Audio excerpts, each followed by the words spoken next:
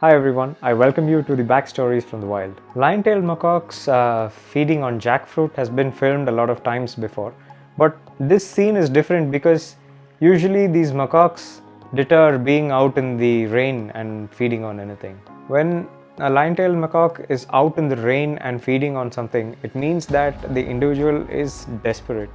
One female that I was filming there did just that, because that was her only chance to get as much food as possible, and she made use of the heavy downpour and still began to eat on the jackfruit that was fallen on the ground, which if she wasn't going to use up the rain, the other troop members would have come and she would have missed a chance to have her meal, especially because she was much lower in the hierarchy than the other members of the troop.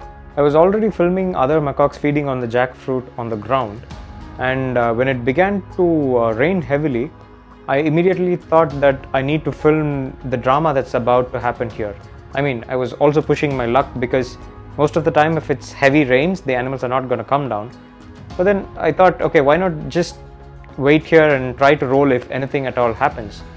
To my surprise, there was one female that quickly came down, used the rain as her opportunity to start feeding on the jackfruit. There was more so because she was very desperate to have her meal. I planted myself away from the jackfruit and waited for the action to completely unfold. Since the forecast for the day was going to be rainy, I was already prepared with the rain cover, the rain jackets and rain sleeves and everything.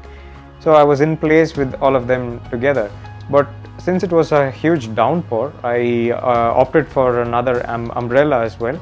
So I asked one of my friends to hold the umbrella from my back in order to prevent the water falling on the lens.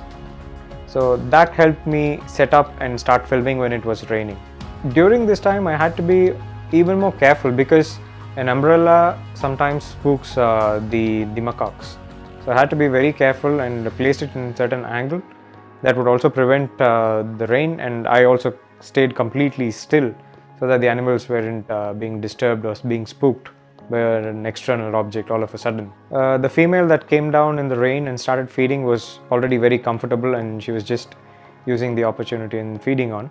So that gave me a lot of room to think and film those tiny details of what was going on.